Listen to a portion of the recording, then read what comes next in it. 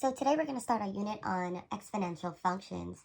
So the way that I like to begin this is with a little activity, and you're going to need just like a blank piece of computer paper to do this activity.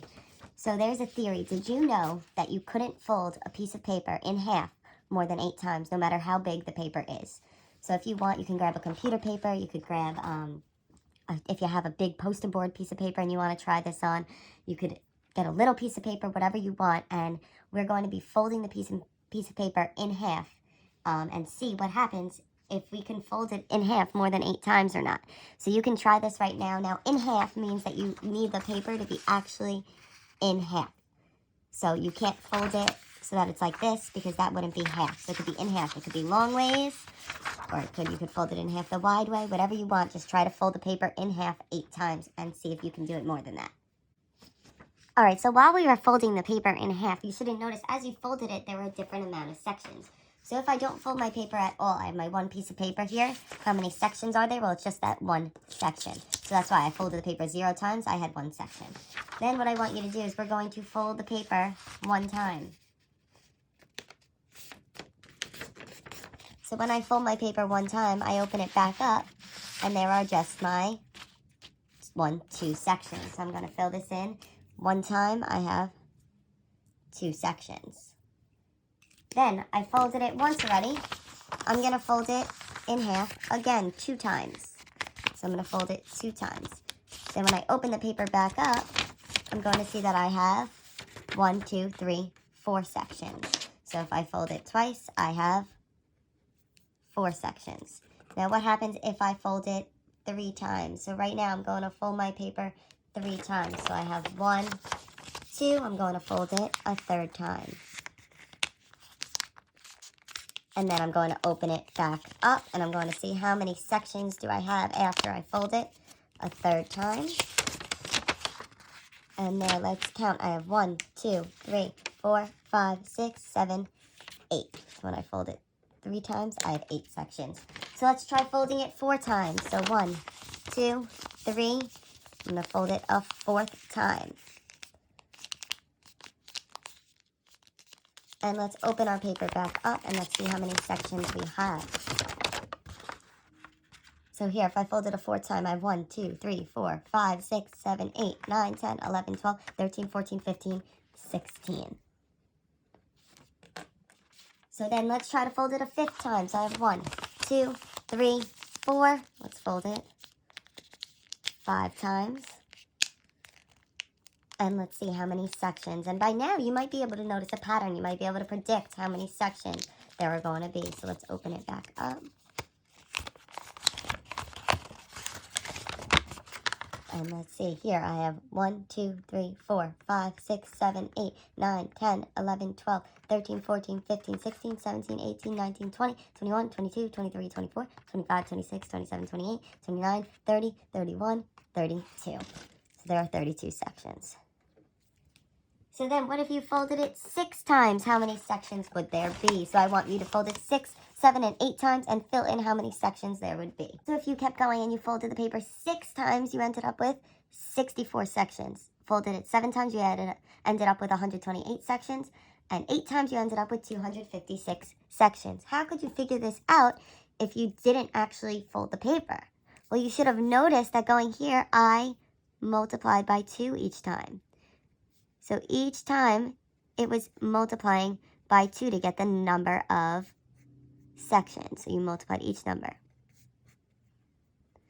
So what I want to do right now is I want you to plot these points. So we're going to start at 0. So the number of folds is going to be at the bottom.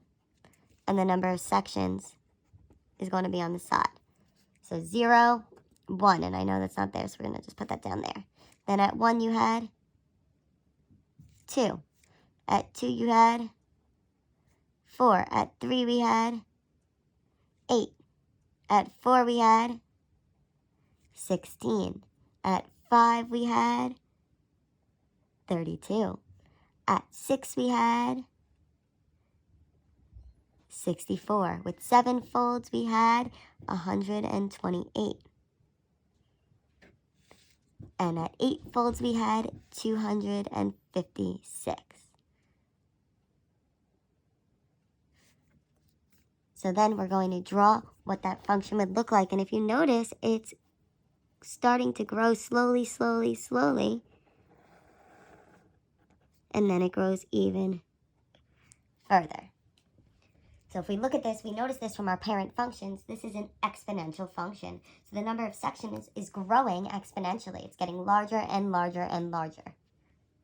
So now if we're looking at this piece of paper, the piece of paper is very thin if it's just left flat. If we fold it one time, it gets slightly thicker. Folding it 2 times, it'll get even a little bit more thick. Then if we fold it 3 times, the paper gets even thicker. 4 times, it gets even thicker. 5 times, and it gets even thicker. 6 times, the paper gets thicker. So now one question is asking, the paper starts at 0.05 millimeters thick.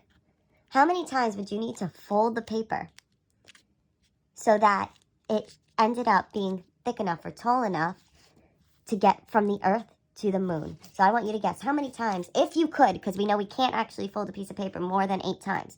If you could fold the piece of paper more than 8 times, how many times do you think you'd need to fold it in order to get it to be large enough to reach from the Earth to the moon? And the distance from the Earth to the moon is 385,000 kilometers. So I want you to guess here, and then we're going to use the equation to find out the answer. So if we take a look here, this is our formula to find how thick the piece of paper will be after each fold.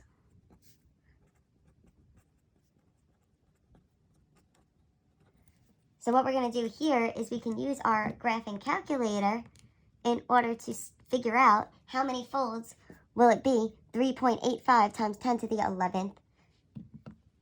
So we're going to look at our calculator, go under y equals, and we're going to type our formula in. So we have we have 0.05 parenthesis times 2 to the x. And we're going to graph it. So then, the graph looks similar to what we had on the back of the paper on our do now, which makes sense because it's the same graph, but this time we need to see a lot more folds than just the 8 that we graphed. So let's go to the table. And as we go down, we want to see when will we get big enough so that it's 3.85 times 10 to the 11th.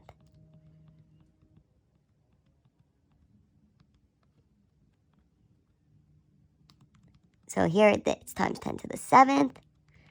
We need to find times 10 to the 11th. So here we go. At 42 folds, it's 2.2 times 10 to the 11th. We're at 43 folds, it's 4.4 times 10 to the 11th, which is just slightly bigger than the 3.85 times 10 to the 11th. So it would take us 43 folds. So was your guess correct or was it incorrect? So 43 folds. Because if we look at our table at 43, it was 4.4 times 10 to the 11th.